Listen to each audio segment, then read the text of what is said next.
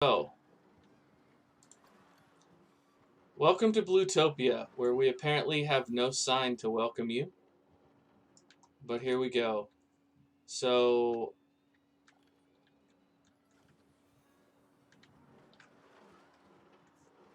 so you enter the park, and to your immediate left is the first big roller coaster we ever put into the park. It was actually the first ride we placed. Um, but over here on the right-hand side is some shops. We got some benches here and a sort of a tropical theme going on with the decor. As you walk down, this is what we call our main street. We've got a Rocktopus ride here on the right, good for families who are just getting into the park. On the left, this is a ride called the Patriot, which was built on Independence Day. Oh, here's some filth that needs to be cleaned up. On the left up here, this huge ride is okay. That button doesn't do the same in the different games. Okay. This is Slade's Mountain Blaster, and this one you ride up to the top, and you come down here slowly. But the one nice thing about this one is it gives you a nice spin here on the turns. Um, I like that one. Sorry about the camera work. Back here, I was gonna try to keep this ground level, but it's getting pretty hard to do that. So this coaster was the first coaster that I built that was all green.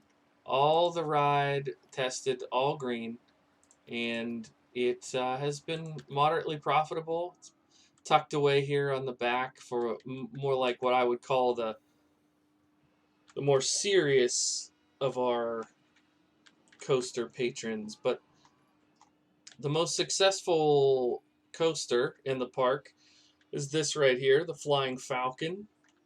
And let me zoom out so you can get a better look at the Flying Falcon.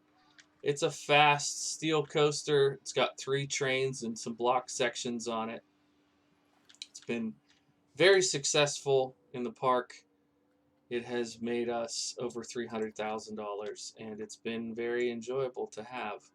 All right, let's get back down here to ground level. You can see the Patriot going over the crowd here. I should have put one with the dangling legs. So we've got a water fountain and some decorations here on the right for the Flying Falcon. Some more shops on the left. I need to put signs there. We've got a sign here. It's advertising one of the rides in the back of the park.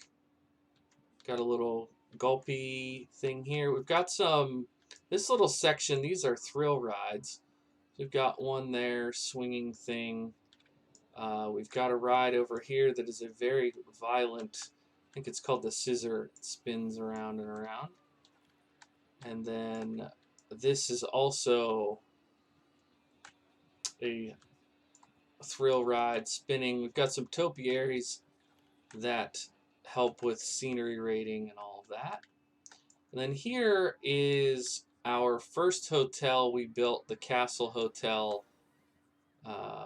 There are some standard rooms in this entrance, and there are luxury rooms. I don't know if you can read that sign there, but it says luxury. I'm trying to figure out the right button here to get up to where, yeah, so you can see these are luxury rooms on this side.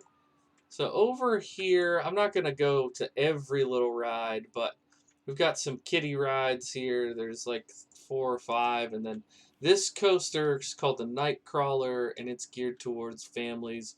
We've got the Chairplane spinning ride, very successful little ride. But then behind the castle, we've got 4 different shops here across the street from each other, a little bit of a seating area, and in the back, it's a little tough to see. Sorry about the lighting. the time of day here. We're playing actual challenge mode, so I can't adjust the time of day. But we've got a restaurant there, a couple staff buildings here, and then some attempts at medieval decoration to carry on that theme. We've got a couple more thrill rides here. This little ride, this Zozo, has been one of the most successful rides in the park. I think it's pretty crazy. It always has a long line, always. Very in demand ride. This ride, I tried to nestle in some trees here to improve the scenery rating, but it hasn't been as successful. It's okay, but I spread these out to put. Here's one of the most significant rides in the park. I'll go ahead and come back down to ground level to finish off this part of the tour, and then we'll circle back around. But here we have a few things, some shops along the side, some restrooms, and then one of the coolest rides we have in the park. It's got fantastic scenery rating along the queue line. This is called the Loop de Loop. It's named for, and it just broke down. What an unfortunate coincidence. But this ride is one of the coasters where your feet are dangling. You go up this big hill and through two loops. Coming down this big hill in towards the lake is a very satisfying experience, and one of my proudest moments in park design for this park.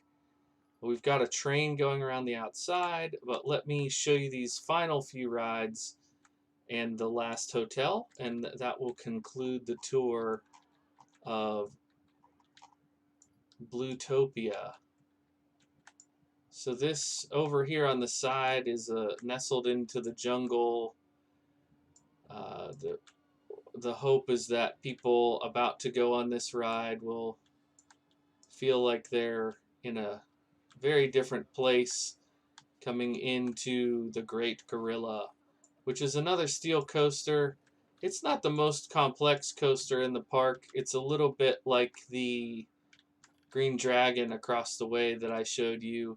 It's successful. It seems to make people happy. It's got some nice action to it, but it also tries to stay reasonable. It's not super long. It's got a neat little embankment here where it almost stops and then it comes back into a roll and then you're home. Nice, simple, not too crazy, and it's just become profitable, so that's cool. This is another extreme, or whatever they call them, thrill ride. It's called the Sundial, where it swings you and spins you. And then some more shops over here. And then here's the most recent and the final ride that we've installed. It's this, what we're calling the Bluetopia Raceway. Very popular ride since we put it down. People get 2 laps, and it looks like they get some pretty decent speed here. Obviously, we're on 2x, so I don't know what the actual go-kart speed is, but it seems to be doing very, very well. So I'm quite proud of that new ride that we've just put in. But let's go ahead and walk around here. I'm going to show you, we've got this this, whoa, I didn't mean to go quite that extreme. I meant to just, we're somehow in free look. I apologize for that. I just wanted to show you this cool tower here. People go up and then spin. It's actually become pretty popular, so I'm happy to see that ride doing better now. I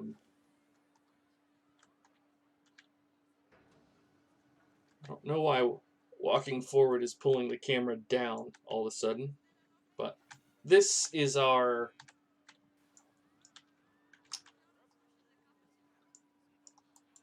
other hotel. This is what one of my subs, Dulcimer, has dubbed the laydown at the OK Corral. I'm quite happy with that name. I like that. All right. And then we've got Slade Slingshot here, also named after one of the subs on the Twitch channel, Slade. And yeah, we've got a few other rides here. We've got a restaurant, but overall, it's a pretty cool place. Why is it going down when I push forward?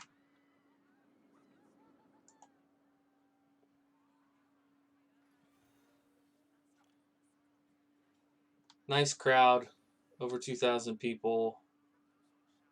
Got lots of shops, got lots of stuff for people to do.